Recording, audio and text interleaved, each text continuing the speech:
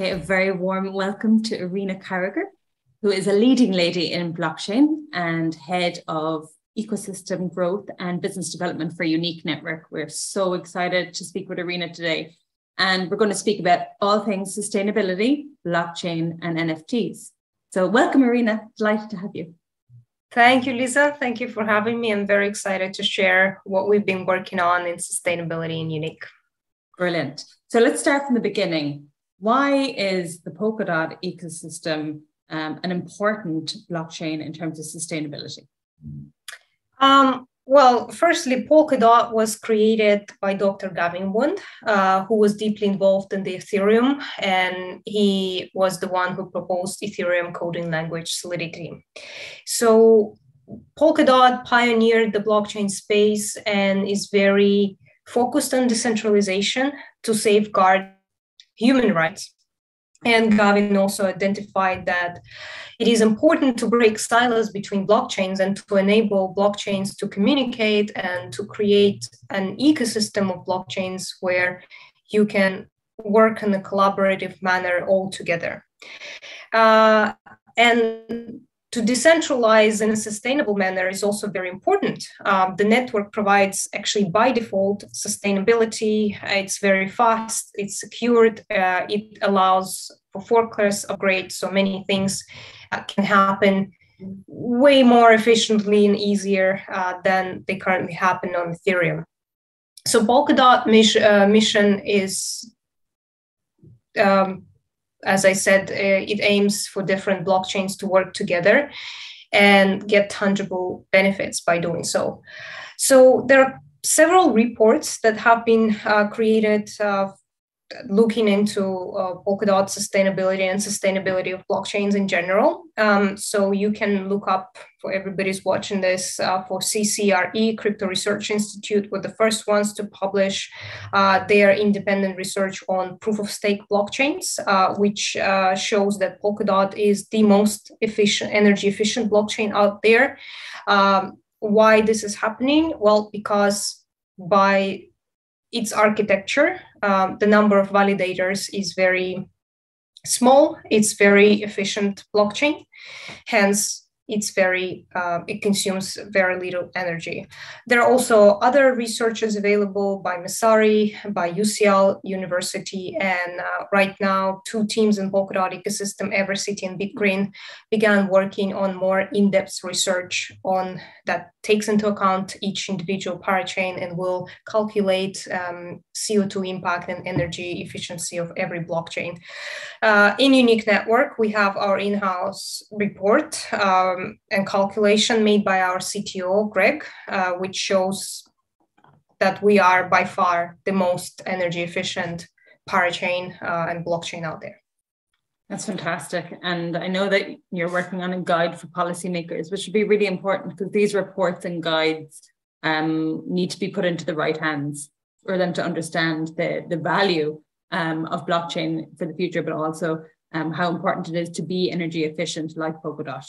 So tell us about Unique and the origins of Unique and the team and the values associated with energy efficiency and sustainability. So Unique was born more or less in 2019. It came out of the blockchain lab. It was co-founded by Alex Dmitrovich and Greg Zaitsev. They were experimenting with many different blockchain solutions and came across Polkadot substrate framework and identified this as the next generation, really innovative and really cutting edge technology to work with, which will enable the future of blockchain technology. So they participated in Hakusama Hackathon and won by creating the first ever NFT collection in the ecosystem, Substrate Banks. They also got a prize by the community favors team. And then as a result of this collection, also the first ever commercial application was created in Polkadot ecosystem, which is unqnft.io marketplace, which is a secondary marketplace for NFT trading. So we came together as a larger team in May 2020. From then on, we began onboarding projects, talking to many builders, companies, creators. And we have identified that the innovation and necessity in the industry goes around, firstly, sustainability and energy efficiency, and we are by far the best there. Our technology is sustainable by default, so we don't have to burn the planet, right? It's the clean tech is already there. Also, we are focused on technical capability. Substrate technology and our NFT infrastructure is the most advanced out there. As I mentioned, there are 4-class upgrades. It's flexible framework. You don't have to use smart contracts. A lot of things can happen natively. We have refundable tokens, nesting functionalities. All this enables to create next generation use cases that are more advanced. It's not like JPEGs 1.0, just a flat image and the only possible use case. With what we have right now, there is an advanced use cases for loyalty programs, e-commerce, gamification, games, etc. And the third very important point is mass adoption. The tools for mass adoption are already here. We're working in 2 directions here: for the end user, for easy onboarding, and for developers community to build easily on the blockchain. So for developers, we have SDK. We have 2 versions. One allows you to build on Substrate natively, and the second one allows you to integrate existing EVM solutions from multi-chain marketplaces or games and plug into Polkadot ecosystem via our SDK. 2 other important tools for onboarding users is sponsorship of transaction fees. So any company, for example, the company that creates loyalty programs and works with users, people, customers who are not crypto native, they don't understand how to use tokens, where to buy tokens, how to open a wallet, they can use sponsorship of transaction fees, which basically allows you to just open your wallet address, seamlessly receive NFTs, and one doesn't have to have token balance on their wallet in order to make internal or external transactions. So it's all covered by the marketplace, the solution provider, and this gives a really seamless, user-friendly first experience in the crypto space. And the second great value proposition is fiat on ramps. We are currently integrating our digital art for climate marketplace with checkout.com. This will enable payments for NFTs with credit cards. This is also great for people who are not crypto native. They want to buy NFT, but it may take them a little bit more time to learn about opening wallets, etc. So they can just buy it with the something that they used to is their credit card, and just own their NFTs right away. Also, very important value here is that as a platform in, say, Ethereum space, you always deal with high gas fees. Even with all upgrades, Ethereum 2.0, gas fees are still there. And it is still very expensive. So you can't really sell anything for $5 or $10. Whereas on Unique Network, you can sell things, but you can sell your NFTs for $5 or $10. So this is really a great elimination of the barrier to entry, because now even artists, creators who are just starting their career, who want to try NFTs, they don't want, for example, to sell anything that costs $500 or $5,000 or millions. They can sell instead 1 postcards for an affordable for everybody price, or create certificates or anything that can be really used in a large quantity, or tickets to events, and it won't cost a lot of money, neither in gas fees or you don't have to ask your users to pay extra for the ticket. And also very important is that because we're sustainable by default infrastructure, you shouldn't be afraid of minting millions and millions of NFTs, because that won't impact the environment, because minting 1 NFT on Unique equals 1 human breath. So 1 human exhale, that's how much it costs you in terms of CO2 to mint NFT on Unique. I love that metaphor that you say about one human breath, because it is something that I thought about when we were speaking previously, is that there is kind of like a guilt association when you're like minting, especially when you can see the gas fees. You're like, oh, it's going up and down and up and down. There's a lot of tech happening there while I'm even minting something. So how can we harness the power of blockchain, especially looking at what Unique has built already, to not feel guilty when considering what we're doing? So of course, sustainability is a super important topic right now.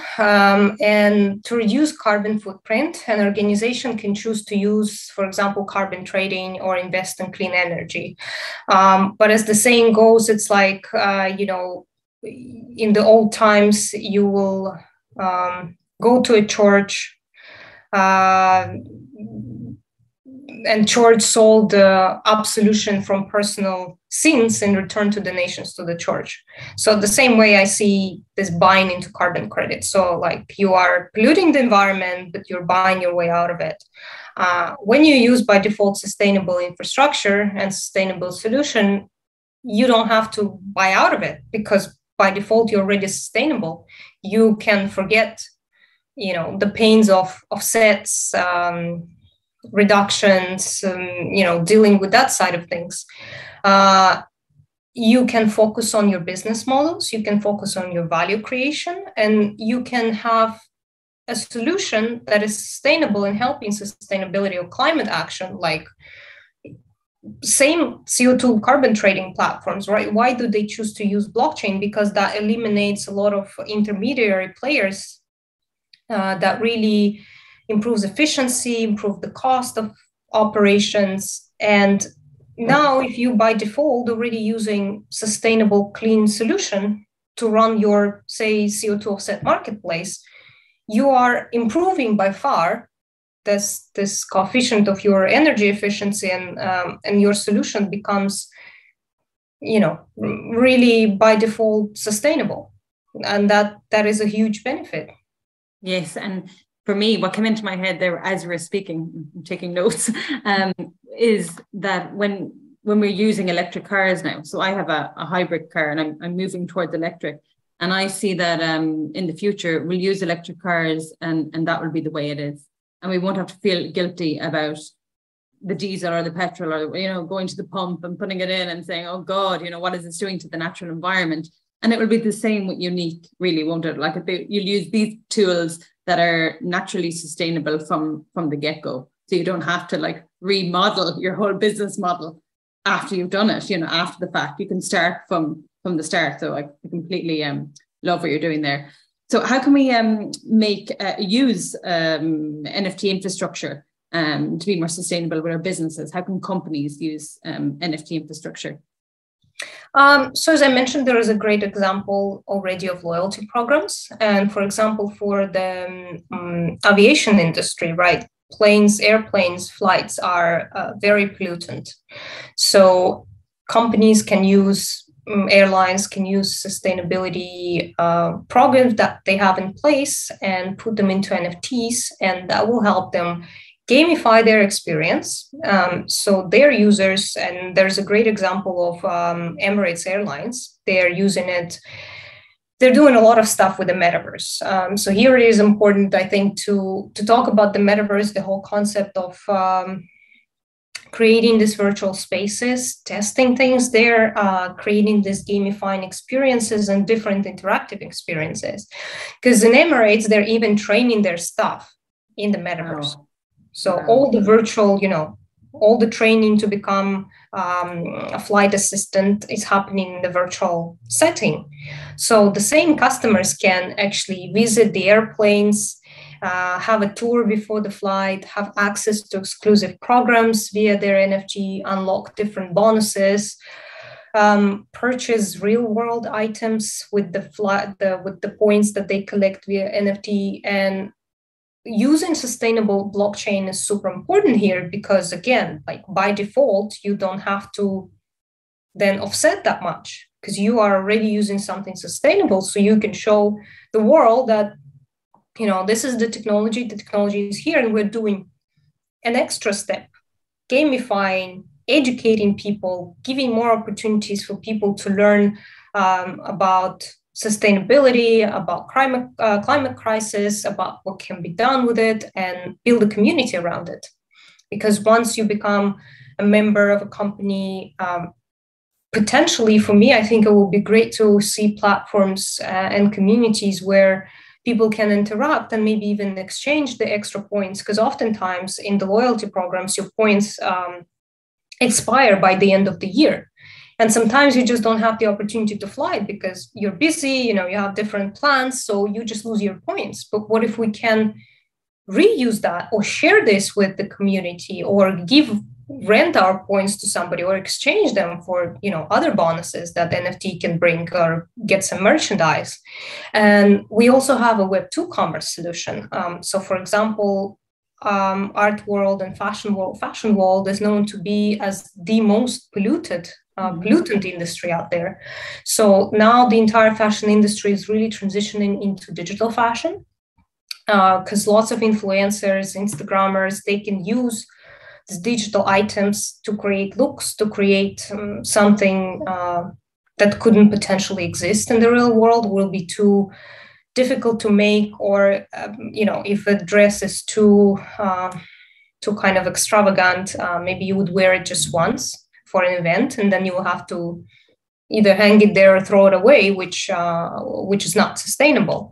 So in order to avoid that, you can create and use your digital look, take pictures, it looks amazing. You can create any item you want. You can be as creative as you want, but it won't impact the real world and damage the environment. So we now have a solution for e-commerce that can combine your Web2 experience, the website that you're using, with the Web3 tools, wallets, NFT minting. And this is a great transitioning step for, again, so the onboarding goes smoothly, and people who already are used to a certain interface can now try NFTs, discover the benefits, because really the technology in Web3 is here. And oftentimes the technology is ahead. So in my conversations with creators and business owners, I see that we have already a multitude of tools, possibilities, technologically things can happen, but companies still are in the stage of figuring out their right business model and their product. And this really depends on each business and the pains of the industry. And even looking at loyalty programs, everything that's been implemented in the Web3 is oftentimes a copy of what they already have. And this is a great opportunity for companies to go one step further and create communities, become community-centric, really give back to the society, to the community, and really show their care for the environment. And it doesn't need to be on a global scale. You can have local impact, you can have local communities. And I think this is important. People are discovering in their respective territories that, instead of flying everywhere, consuming everything, being all over the place, I could perhaps focus on my local neighborhood, on my community, and make a lot of improvement there. Make it greener, plant more trees, enable recycling initiatives, or collect plastic, or educate people around me about consumption, about environment, about sustainability. And we're seeing this in partnership with UN Habitat in Kenya, that there are many amazing, talented people, creative people in Kenya that need resources and opportunities to improve their local environment, but they need also funding and attention from the global community. And NFT and Web3 is really the bridge that can bring these resources and improve local communities using fundraising, using funds that are available globally, and create different types of environments and different types of economic relations, for example. Yeah, you say so many amazing. Every time I speak to you, I'm like, I need to be taking notes. I need to be becoming an entrepreneur, being more sustainable locally. But I think that for me, the big takeaway is that you can do more with the tools we already have. So Unique has some tools that are now we can implement. We can do stuff with those tools already. So where are you mentioned fast fashion. Okay, that's an issue. We mentioned a lot of opportunities, but fast fashion is definitely an issue. And it's something that always pops into my mind as well. But what are the other issues facing organizations today in terms of sustainability that blockchain can help solve? Well, for me, the most important is the technology you use by default. Mm-hmm. Just making sure that your solution that you're using for millions and millions of transactions is sustainable is a big step forward, because there are lots of conversations in the crypto space about the opacity of the conventional financial system, that we never know when we do transactions with the bank card how much that really pollutes, how much does the whole banking system and infrastructure pollutes. So paying attention to what we use as the default technology is extremely important. And this is why we're doing more research, more collaborations on really making sure that our infrastructure is the most sustainable, and also, if necessary, taking steps in making it more sustainable. It is also important that the team that provides your solution provider, tech solution provider, infrastructure provider, cares about sustainability, does things in terms of sustainability, provides you the opportunity to improve, because there is always room for improvement. And by being an infrastructure, right, we've done something really big. But we also have now an initiative with Digital Art for Climate. And Digital Art for Climate is an NFT marketplace that gives the opportunity to climate activists, as well as creators who care for sustainability and whose art is about sustainability, to share their creative ideas, to come together as a community, to have a conversation and presence at the global level, at COP27, for example, and educate general population via art, because art is very powerful tool that people pay attention to, emotionally engage with, and it makes very much sense. Because we can relate better to the problems that are depicted in the artwork. And by doing that, we are doing, again, one more step in the direction of sustainability, and giving this extra opportunity to the Web3 community to fundraise and express their ideas. We're also going to support NFT for Living exhibition at the UNESCO headquarters, and we will have a roundtable on the 25th and 26th of November in UNESCO headquarters in Paris about sustainability, environment, and how art community, global community organizations like UNESCO and UN can help promote sustainability, can help to connect different solution providers together. But I think we still need to do much more in terms of education and opportunities that exist out there. And yeah, once again, going back, the most important thing is to choose your infrastructure provider who's sustainable and who truly cares about sustainability. I love that. And I love by choosing it by default, that they have, that they've sustainability built into their infrastructure, and makes perfect sense, and Unique does that. So at COP27, the whole focus is on taking action. So I assume that the world's biggest and brightest minds will be there, and everyone who has a passion for improving the way we treat the environment will be there, and how we can create a more sustainable future. So how can NFTs be used? In a way, it's a very simple question. How can NFTs be used by individuals, but also by organizations to encourage climate action? Thank you for this question, Lisa, because action is very important. And I recently came across a very beautiful quotation. I'm going to quote this now. No company, no matter how ambitious, can solve a challenge as big as climate change alone. One of the most powerful things we can do is build technology that allows us, our partners and individuals around the world, to make meaningful action. So we build the technology, we're bringing community together. An individual artist creator can join, for example, Digital Art for Climate COP27 competition, and these competitions will be going forward. Also, there is a community and a Telegram group where artists, sustainability artists, can connect with each other, build their local initiatives, propose to mint these NFTs on Digital Art for Climate marketplace. We are going to COP with also Big Green and Evercity from Polkadot ecosystem. We'll have many workshops and conversations on carbon credits, on offsets, on more sustainable solutions, on how we can work as blockchains all together. One of the topics of the COP27 pavilion is blockchain for climate. Then we will connect with businesses and companies and come together to we'll have all together a discussion on how we're going to facilitate climate action via blockchain technology and Web3 tools. And individuals can now do a variety of things, for example, offset their own carbon credits. Like for each flight, you have the opportunity to offset the pollution from that flight.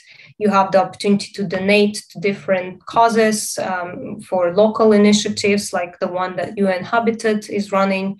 There is also coming soon a marketplace with 2030 creative economy. And now I'm seeing that in the creative space among the artists, there's really a lot going on, many initiatives, and they partner, in couples and group of threes and larger communities. They create these artworks, they create community around it, they fundraise, they do education around their project and around the climate change as a global challenge, or create local communities. And it's really the dialogue that will help us figure out what are the most effective things to do, because it is clear at this point that the change must be made on different levels in policy making, how businesses operate, how cities address climate action, how cities will take care of the older population, the vulnerable population.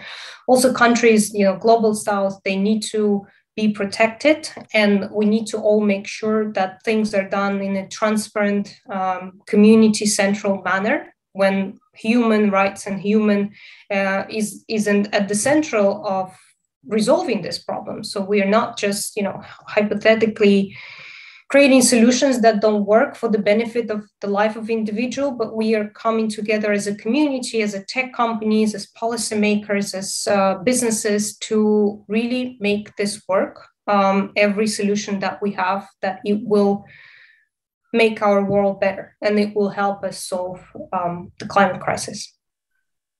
I love that. And I was going to ask you another question about collaboration, but I think you've just answered that in full, about how important collaboration is in the world of blockchain and outside of the world of blockchain. But you've answered that beautifully, as always. So I'd just like to thank you from my point of view and from the listeners and watchers of this podcast. I think that you are always offer so much information and always inspire action. I think that's what's needed going forward to tackle this climate crisis. So thank you, Irina. Thank you, Lisa. I really hope everybody who listens us will join our community. Please come to Unique Network Twitter, Telegram account, ask your questions, connect. We're always here to help you, to guide you, and to build the bridge to Polkadot ecosystem and to climate action community.